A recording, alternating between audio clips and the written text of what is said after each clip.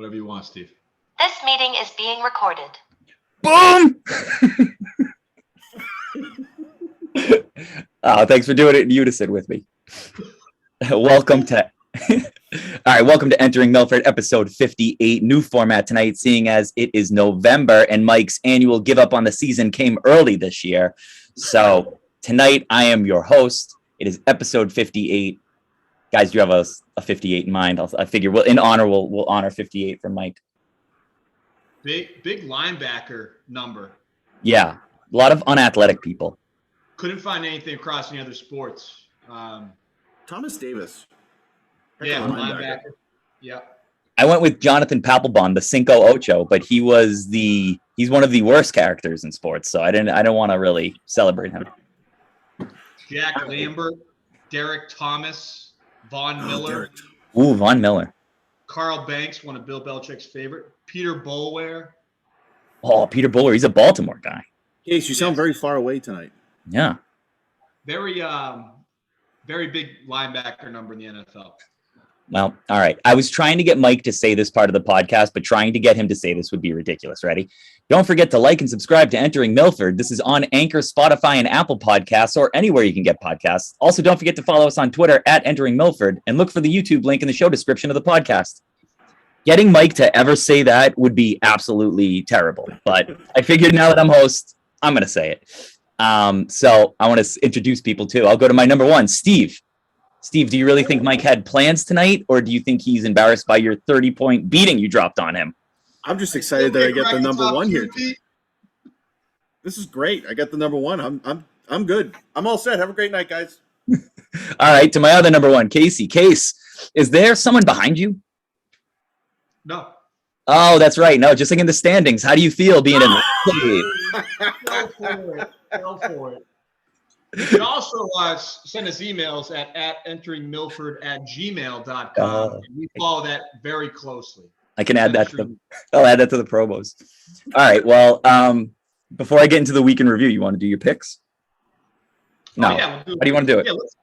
Let's start off with that because it makes a lot more sense to recap the week by going over the picks instead of waiting until Thursday. So This tied for the worst pick of the pod in the history of the pick'em. Wow. Dating back to last year. So we went 7 for 20 this week in our picks. That's 35% as a group. How are there 27 picks? Shouldn't there be? How are there 27 picks? Shouldn't we just be making 20 picks? 7 for 20. Not 7 for 20. Oh, okay. Sorry, my bad. 35%. Colelli, myself, and Pete all got 2 out of the 5 correctly. Steven, in his infinite wisdom, chose me, and I couldn't pull through for him on Monday night. Whopping 1 win.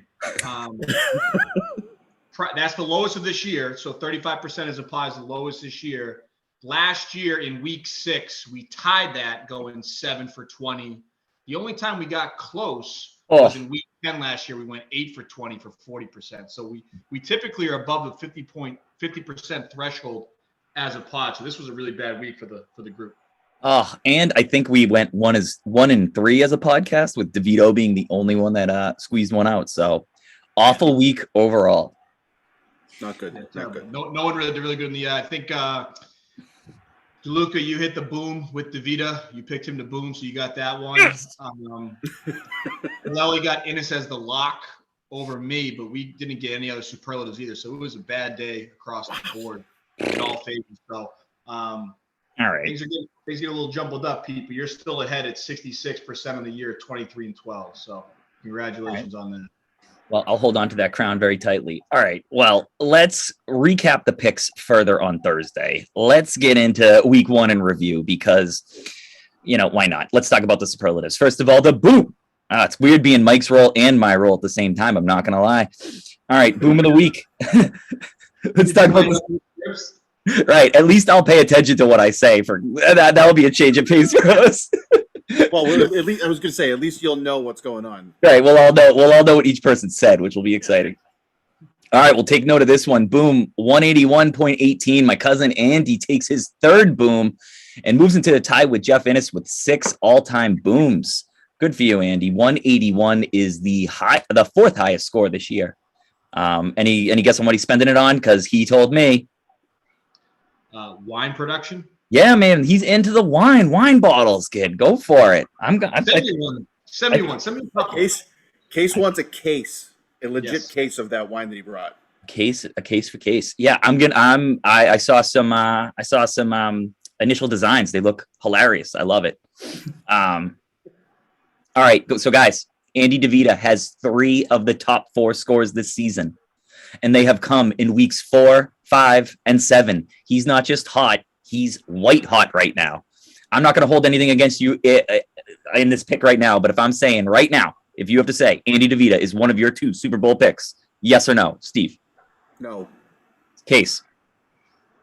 No. Woof! I mean, he's 7-0 in the highest scoring team. Yeah, but that Breece Hall injury could hurt him. Yeah, it took a big hit. We'll see if Andy makes another trade this week. You guys said the same. You guys said the same thing about when Derrick Henry was going to go on a bye. Buying a season ender are 2 different things. All right, Captain. I was thinking the boom that week, Pete. all right. For the beast of the week, Joe Burrow, 47.24 points. Steve, you made a trade on Thursday to reacquire Burrow, and he beasted out. With quarterback controversies being all the rage right now, is there one brewing in your locker room, Steve? No. There's not. Huh? All right. Well, good answer. All right. You're like Belichick. For the going deep, Ken Walker. I'd be saying that's a hypothetical if I was Belichick. That's a hypothetical. I'm not answering that. Can you believe him? Stand up there and just say no comment. Plead the fifth. Yeah. All right. The going deep was Ken Walker. This guy has exploded onto the scene. 74-yard run. That was the longest play of the week. Bryce Hall had a 62-yard run. He was second. And Tyler Boyd and Deonta Foreman each had a 60-yard play. Excuse me. So that was there you go. That was the longest yard. The top 3 scoring teams remain the same. Those are DeVita, Breen, and Colelli. Newsflash, Innis is officially the lowest scoring team in the league. So welcome to the bottom, Innis. Spades continues to have the hardest schedule through 7 weeks. Andy and Jeff have each had the easiest schedule. Andy's 7-0, but Jeff is below 500. Guys, Jeff scores the least amount of points, and his schedule has been cake. He's 3-4. If you guys were in his seat, what would your plan for the rest of the season be? You playing or you punting? 3-4. Lowest scoring team, almost easiest schedule. He's not that far back. I mean, he's a game back, but like you said, with the points, now with tiebreakers, he's going to have to get in front of everybody. I mean, Breen's in 4th place right now. He's almost 300 points behind Breen. It's going to be tough, but Innis has had a lot of injuries, and he got more this week. So who else did wait, who got hurt? DK Metcalf. Oh, how do you feel about that one? I can't say I'm upset. That adds an extra sweet when you just trade it to somebody and then they get hurt. It feels fantastic. I feel like Innis is a new team right now. He's a different team than he was 2 weeks ago. Dak's back. James Robinson just became a starting running back again. Yeah, but James Robinson, I feel like he's going to split time with Carter. I don't think he's a roster player. I think Carter's he's a different player team now than he was 2 weeks ago. So this might be a start. I mean, those trades that he made this last week were actually the difference in our win. If he had to play Jeff Wilson and Clyde Edwards-Helaire and one of those other guys, I would have won even with my poor showing. So end up being the difference. I mean, look at Innis's roster. He doesn't have a bad roster. Lamb, Harris, Taylor hasn't done anything. He's bound to break out at some point. They're going to have to run the ball now with their new quarterback. There's some good teams, though. I don't know. All right. Anything else on the superlatives? And you want to talk about any picks? What do you guys want to do? You're going to the review of the week? Yeah, I think we go in the review. All right. Let's go into the review of the week. The game. Skip my game. Don't worry, it's at the bottom. The game of the week was number 1 seed DeVita against number 3 seed Breen. DeVita improves to 5-4 against Breen. He's now won 2 straight against him. As we said before, 181 is the 4th highest score this year. We already talked about how awesome Andy is. I have him next week, and I don't really feel great about it. He's coming dangerously close to sweeping the league. Put this into context. I mean, Christian's text was pretty good. He said, not to jinx the man, he's pacing for the 5th best team of all time. Is this for real? Can he keep the pace is the question. Is this for real?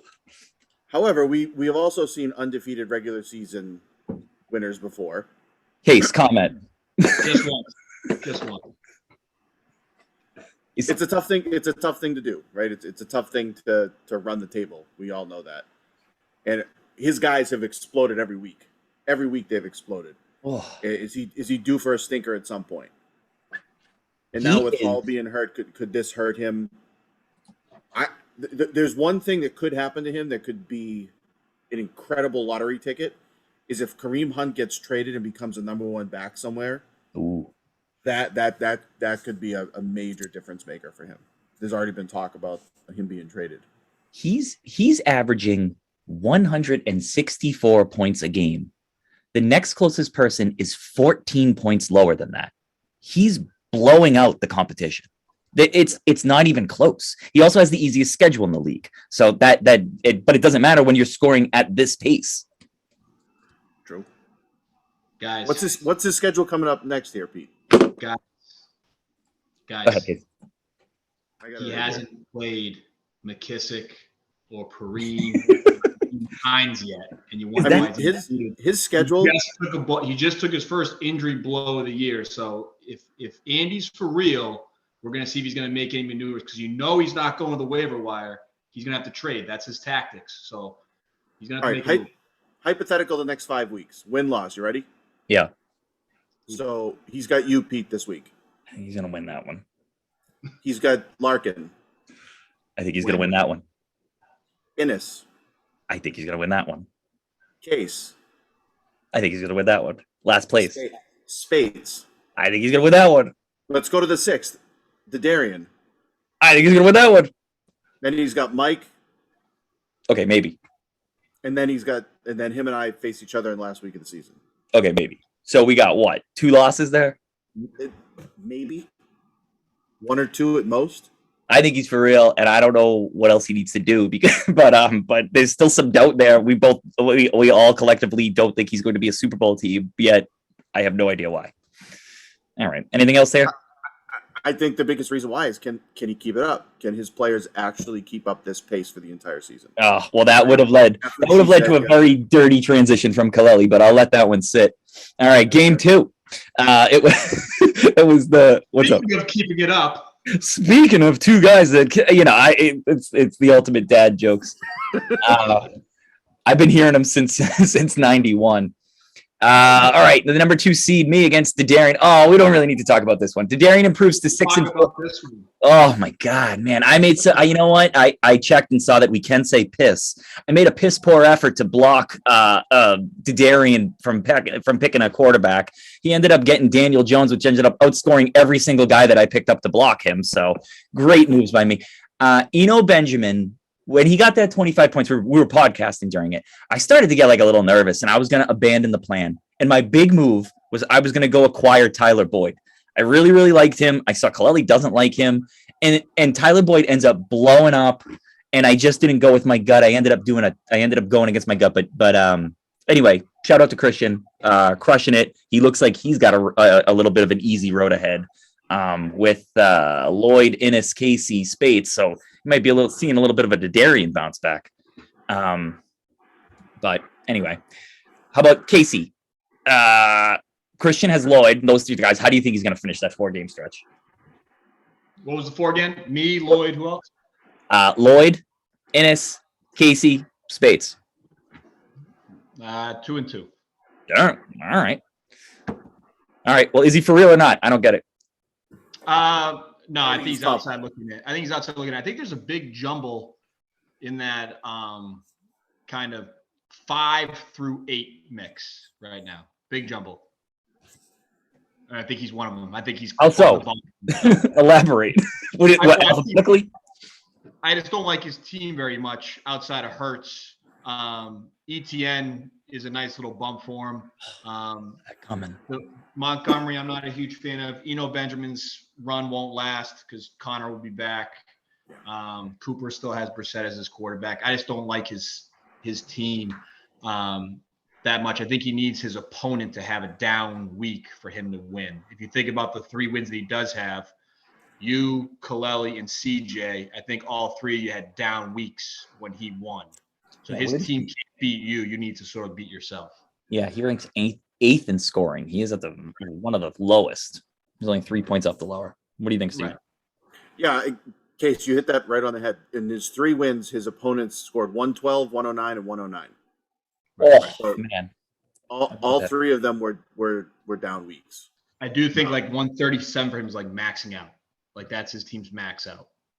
Right. Average opponent score against the Darian has been 126, so he's had some cupcakes in there. Wow. I agree with Case. Benjamin is not going to be that guy. If anything, it's going to be a split backfield with Connor and Benjamin. His ETN, like Case said, is going to get a boost being the starter there. He looked really good. ETN looked awesome. I mean, that guy can fly. But I agree with Case. I mean, his roster is like he's going to get Hurts as his quarterback this week. And you're like, oh, he must have played. Taking a look at his roster, he must have played a bunch of guys. Hit on him with bye weeks. Hurts is the only guy. Allen Robinson's going to come back into his lineup. Is that really going to help him? Steve, I'm really surprised you didn't mention Travis Etienne. Yeah, I was thinking about that too, Mike. I was trying to make you feel at home with your old host. Yeah, let's not neglect a little bit of a recap of the crush this week. Pete, I got a question for you. Oh, we could skim over it. No, I was doing some yard work this weekend, some real manual labor. Trimming the bushes. What were you doing? I had to pull out some old deck posts that we removed part of an upper deck, and I had to get the posts. Oh, and you sent us all a picture. He sent us all like a I was like, I'm so proud of you. Go ahead. Yes. Yeah, thank you. Just let me know what I was doing pre-game. At one of the earlier pods that I was listening to this year, you mentioned like, hey, I like my team. They're all young except for this one guy. I need to be patient. Since that time, you basically traded absolutely everybody on your roster except for like 3 guys. Yeah. Have you traded your way to a worse roster as of today? And I'm going to ask the second part of this question, but I already know the answer. This was Case's Sunday. More moves coming to improve your roster now? Do you like what you've done? No, I don't like what I've done. I'll tell you right now. I always at this point every year of the season, I was go, oh, I wish I didn't do any trades.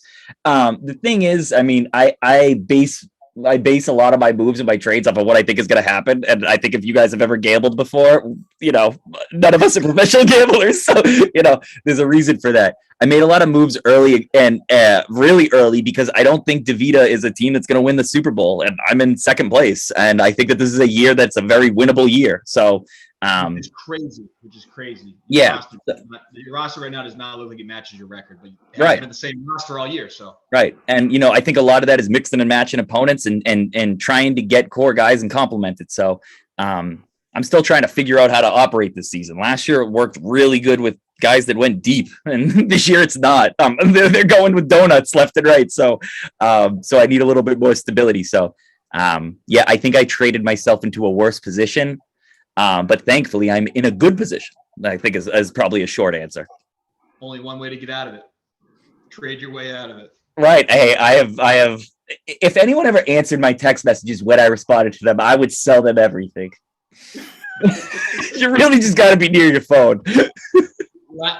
Crazy. Last night, Pete texted me. I said, I'm going to bed. Text me in the morning. And then he texted me like at 7 o'clock and said, hey, I've been waiting 11 hours to talk to you. Want to trade? I've been sitting right here for 7 hours waiting for me to wake up. How you doing?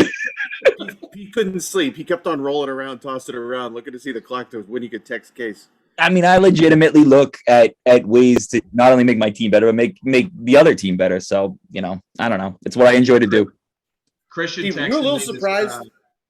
You're a little surprised what happened in that ball. Christian texted me this morning at 5:25 a.m. Basically the same thing. He beat you the punch, Pete, this morning. He has interesting tactics, though. I won't say what the details were of the trade because we know that's not how gentlemen do things. But when I told him no, he just called me a wimp. Oh, well, that's not very gentlemanlike either. Yeah. Oh, yeah, sure. Now I want to trade with you. Yeah. Were you a little surprised about that Baltimore game this past week? I didn't get to watch a lot of football, man. I was at a children's museum. I'm still kind of wondering what happened. I heard Gus Bus showed up. Yeah, they ran the ball all day, and it was kind of wild. That's very annoying. No, the only game I really watched was the Patriots game, and that was awful. But whatever. I mean, if you think about it, your team is really going to be dependent on Jackson, Andrews, and Eckler right now. Those Right. are your big guns. And Andrews now with a knee injury, and Bateman coming back, is that going to take some targets away? I don't know if that helps you, hurts you.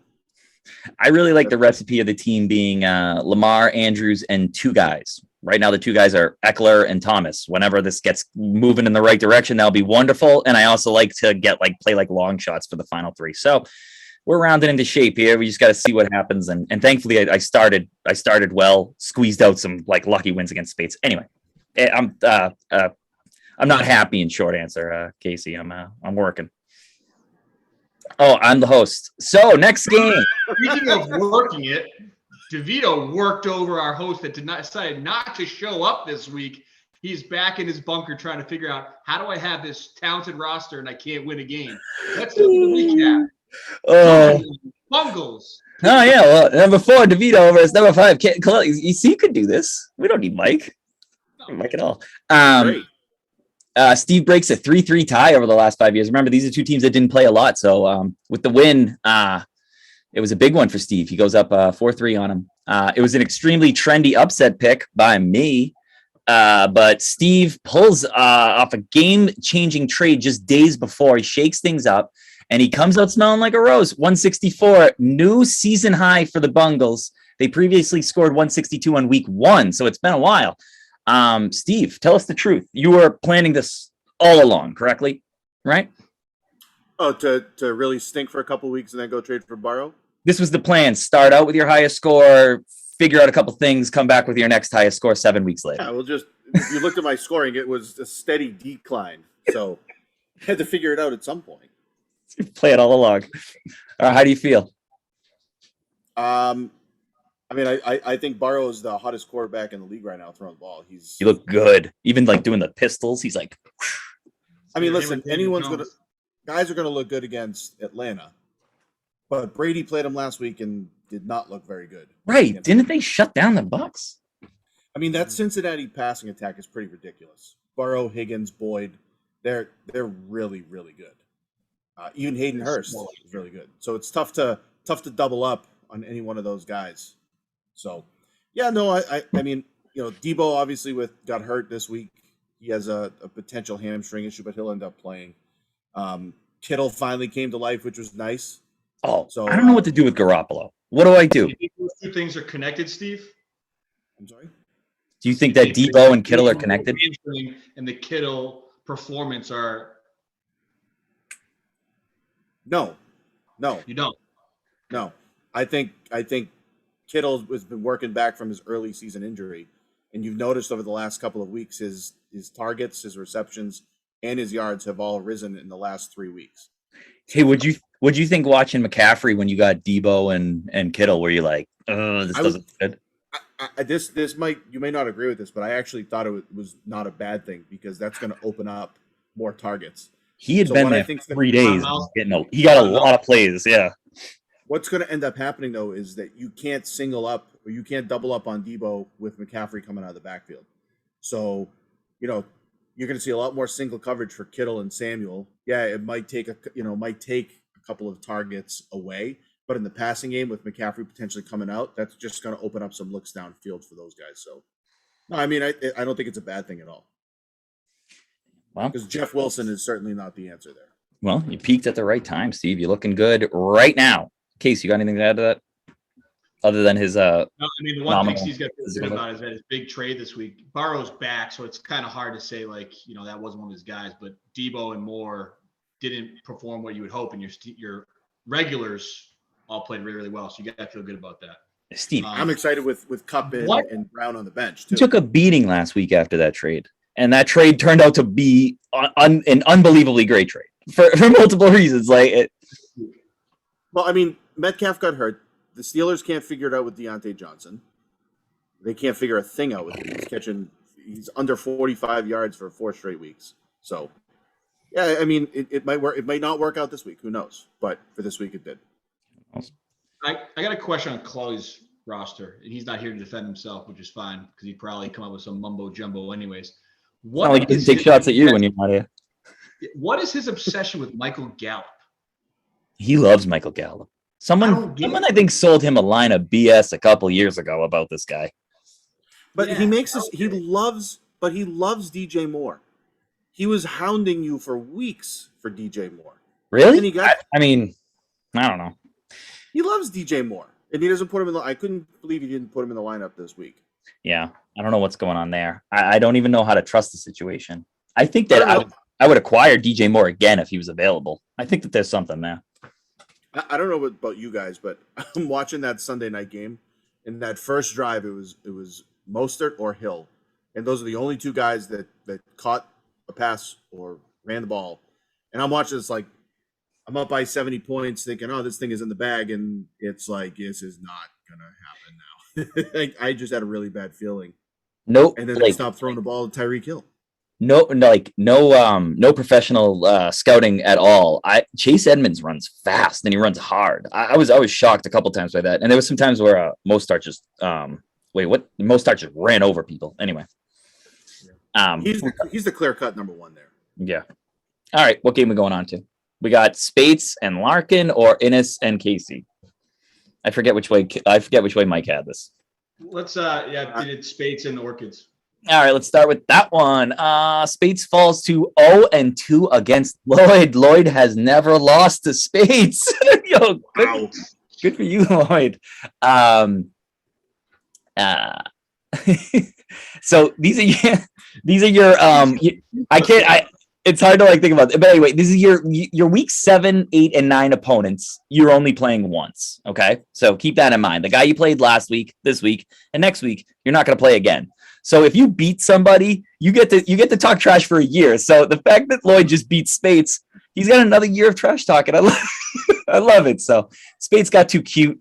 Gentlemen, Lloyd Christmas has gone over 160 in back-to-back weeks. We've been waiting for the rebuild. Is it here? Is it go time? Or Steve, does he stay the course? Is this go time? We going? No. I don't think it's go time, but I think his team is heading in the right direction. I think he's got some Kenneth Walker, stud. Chase is a stud. Question is for Lloyd, do you start turning around with some of these other younger guys to maybe someone like Case, who's looking to rebuild a little bit and try and grab another player or two that could help you? But I don't think Case wants to do that. Probably because there's $100. Not trading with, and that's there is $100 at risk here. Casey, have you ever heard the phrase "from the penthouse to the outhouse"? You had to have heard that one before, huh? Oh yeah. Okay, yeah, I actually use it in recruiting meetings with kids on campus. It is so funny thinking DeVita and you essentially have switched places this year. You are the DeVita of this year.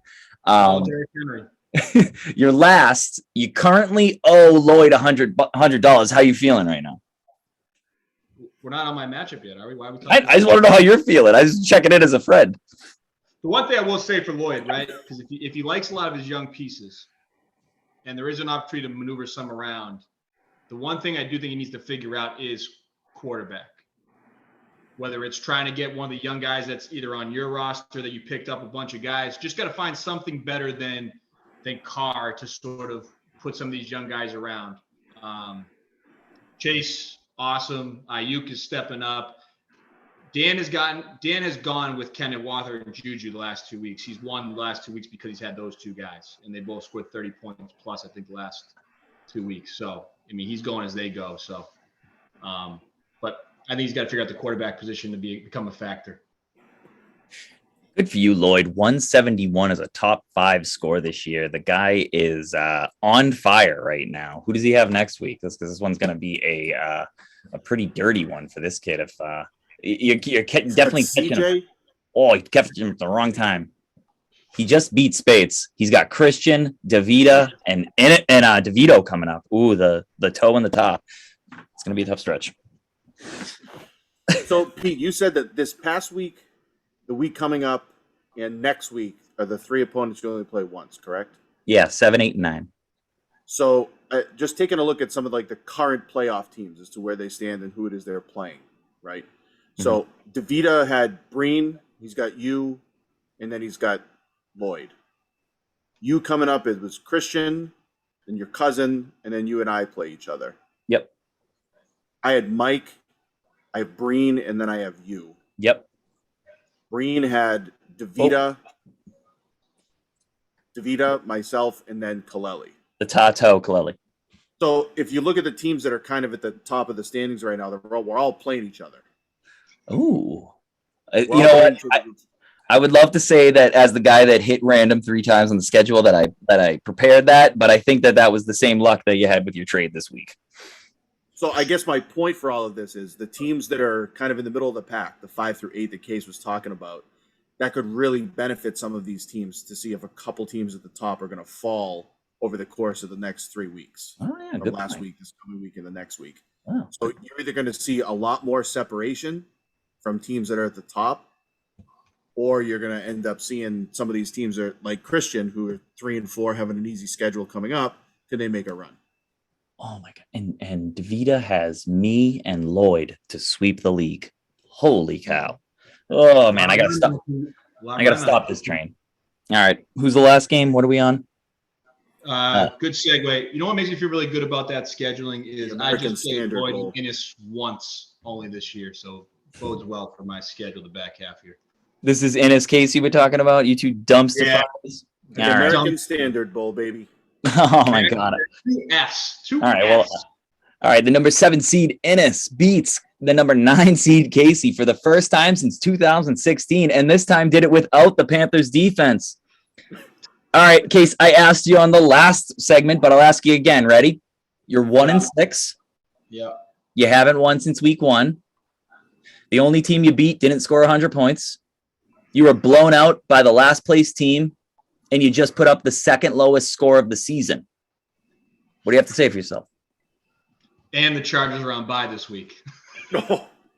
It stacks on by. All right. What do you want? Do you want to make any proclamations about your team? I would say this: my team this week is better than my team last week. So I feel like I don't think that's very hard. That's not very hard. Well, now you have your new Tuesday take. Playing a new stack this week, Pete. Yep. Hot take Tuesday. 2 weeks ago, Pete texted me when we were doing our trade. He said, "Hey, and do me a favor. Can you pick up Garoppolo so Christian can't?" And then I looked at the where. I was like, "Kirk Cousins is available. I just got myself a new stack." I was like, "I'm taking him." Okay, so here's my question for you. He wasn't doing it quick enough, so I just went and picked him up. Last year, you used the top 3 pick on the Gus Bus. Now that he's on your roster, please tell me you're going to play him this Thursday night. Oh, I set my roster for this week 2 days ago already. So I'm well ahead of it. I knew those teams were bad. I already looked ahead. Are you playing him? Yeah, Gus Bus is in there. Gus Bus. The bus, baby. Who are they playing? Wait, who are they playing? Tampa. At Tampa. Oh, man. On Thursday night. That's a tough one. Eesh. I got no other options. So yeah, I know. I'm kind of running out of options here, too. I'm trying to do trade. My team's garbage. 50% chance of rain. I'll use the platform that the Jumbos are definitely open for business. I do not want recycled old players. I have enough of them, but I am willing to trade basically anyone on my roster except for Herbert, Jefferson, and that's pretty much it. So Cook, St. Brown would be the only guy that's sort of 50-50, but everybody else is available. And what are you looking for? You're interested in what? Anything to help me beat Lloyd this year. Okay. Well, does that mean would you favor younger players, older players, picks? Yeah, I have no picks in this next draft either. So I sold away everything. The all-in ripple is still. All my moves for this year's draft were done last year. So last year it worked, but this year it's not so much. And I mean, honestly, after you nailed this year's draft, it was just. It was actually, I think about this the other day, Pete, right? Let's go around, right? Your biggest regret move, either because you didn't get somebody or because you picked somebody up to this point right now. Do you have any? You probably do. My biggest regret move, I mean, can I include last year? Like the move, like if you had them on your roster right now, like you didn't draft them. Oh man, I got so many. I dropped any trade with me last year. I dropped Eno Benjamin the week before. He was the number 1 waiver claim. I've dropped Gus Edwards already this year. He's been a number 1 waiver claim. So I've done a couple. As far as like big ones, I should have never traded Cup. That's like one of the major trades that I honestly like regret the most. But yeah, just this year, I told you guys on text, I make some moves on Sunday morning, and those guys, whoever I drop ends up being the number one waiver player that week. I'm like, you gotta be kidding me. Yeah. What about you guys? Steve? I haven't made a ton of, other than some trades this year. I mean, I haven't made a ton of moves, just because I pretty much a set roster. I mean, I guess maybe the Burrow trade earlier this year. Rental trade? You got caveat problems over there, Steve, huh?